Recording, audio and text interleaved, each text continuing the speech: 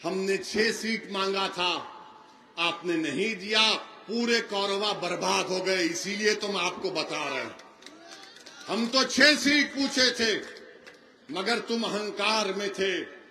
तेजस्वी बड़ी बात करते हैं, बोलते हैं मेरी उम्र कच्ची है मगर मेरी जबान पक्की है। अगर तुम्हारी जबान पक्की थी तो अंजर नईमी को तुमने घर क्यों बिठा दिया? समझा आपने? समझा आपने? वो बेचारा गया ये समझ करके ये हमारा साथ देगा। हम पहले से कह रहे थे जालिम किसी का साथ नहीं देता, वो सिर्फ इस्तेमाल करके छोड़ देता है। मेरे अजीज दोस्तों और बुजुर्गों, हम आपसे आखिर में अपील कर रहे हैं कि सीमांचल में एक आजाद सियासी लीडरशिप की जरूरत है, वरना याद रखिए सीमांचल में अगर हम हिस्सेदारी को हासिल नहीं करेंगे तो फिर आपको और हमको, हमारी आने वाली नस्लों को नजारा देखना पड़ेगा कि हर रमजान में नीतीश कुमार आते हैं, तेजस्वी आते हैं और सर पे टोपी पहनते हैं, कोई उनके गले में आकर वो शाल डाल देता है, 11-12 घंटे का रोजा गरीब मुसलमान का रहता है और उससे कहते हैं खजूर ले और तेजस्वी और नीतीश के मुंह में डाल दे, और हमारा बेचारा मासूम बड़ा खुश, वो बेचारा उनको खजूर खिला देता है। याद रखो हमारा हाल यही करना चाहती है कि तुमको सिर्फ हम नदी कटाव देंगे, तुमको गरीबी देंगे, तुमको भूखा रखेंगे, तुम्हारे बच्चों के लिए स्कूल नहीं खोलेंगे, तुम्हारी मां और बहनों को कैंसर में मरने देंगे, तुम्हारे नौजवान सीमांचल छोड़कर भारत के कोने कोने में जाकर दौलतमंदों के लिए काम करेंगे। जब तुम पूछोगे कि बताओ तुमने क्या दिया, तो बोलेंगे तेरे साथ हमने रोजा खोला था।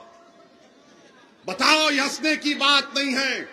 तुम जब यहां से उठोगे तो ओवैसी के इस बात को समझो, मेरी बात को पहुंचाओ सारे सीमांचल के कोने कोने में।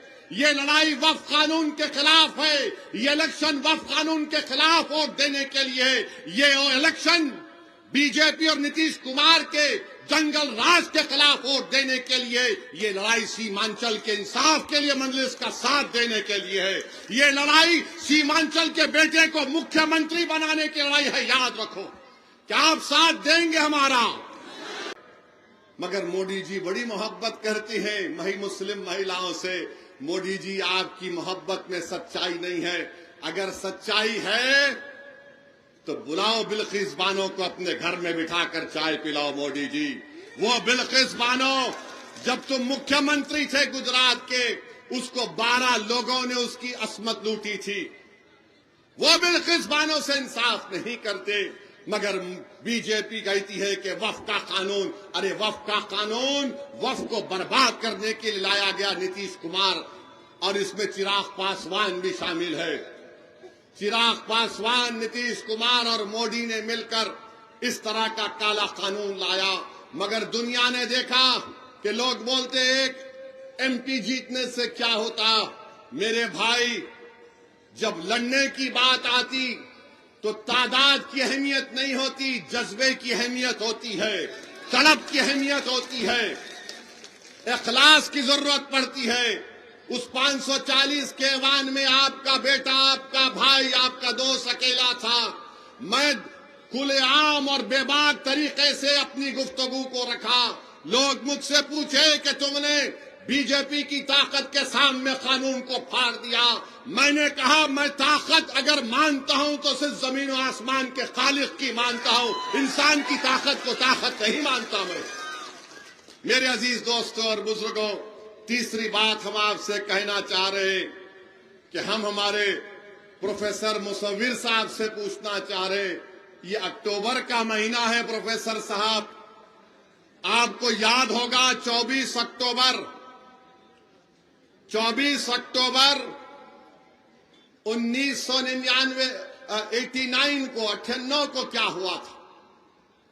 24 अक्टूबर को आज से 34 साल पहले, बल्कि 35 साल पहले भागलपुर में फसाद हुआ था, 1000 लोगों की मौत हुई थी, उनकी लाशों को ऐसे ही खेत में छोड़ दिया गया था, तो उन खेतों पर गुलाब क्या बोलते हैं, फूल गोभी उग गई थी। बताओ प्रोफेसर साहब, उस वक्त सरकार किसकी थी? 24 अक्टूबर, आज से 35 साल पहले, बताओ प्रोफेसर साहब, किसकी सरकार थी? बताओ मेरे अजीज दोस्तों और बुजुर्गों, मैं प्रोफेसर साहब से पूछना चाहता हूं, 8 सितंबर 2022 को सीवान में एक 8 साला बच्चे को पुलिस ने गिरफ्तार किया अपने 70 साला दादा के साथ, और उस 8 साल का बच्चा, आप सोचिए यहां जितने लोग बैठे हैं, अगर तुम्हारे पास 8 साल का बेटा है, मैं हमारी बहनों को बोल रहा हूं, थोड़ी देर के लिए मान लो कि तुम्हारा बेटा था, तुम्हारा भाई था, 8 साल का बच्चा, 2 दिन पुलिस स्टेशन में उसको रोक के रखा गया। पुलिस स्टेशन के बाहर उसकी मां रो रही थी कि मेरा बेटा है, 13 साल का नहीं है, देखो 8 साल का है। 2 दिन बच्चा पुलिस स्टेशन में रहा, मां बाहर पुलिस स्टेशन के रो रो कर आंखों से आंसू बहा रही थी। उसके बाद 5 दिन तक उसको जेल में रखा गया, बच्चों की जेल में रखा नहीं गया था। 7 दिन के बाद उसकी बेल हुई। बताओ उप मुख्यमंत्री तेजस्वी नहीं था प्रोफेसर यादव? बताओ मुसव्विर साहब, ताली नहीं मारना, सोचो। जो मुझको गाली देते, क्यों देते? क्योंकि सच्चाई को बयान कर रहा हूं। तेजस्वी समझता है कि लोग 8 सितंबर 2022 को भूल जाएंगे। ये उप मुख्यमंत्री था।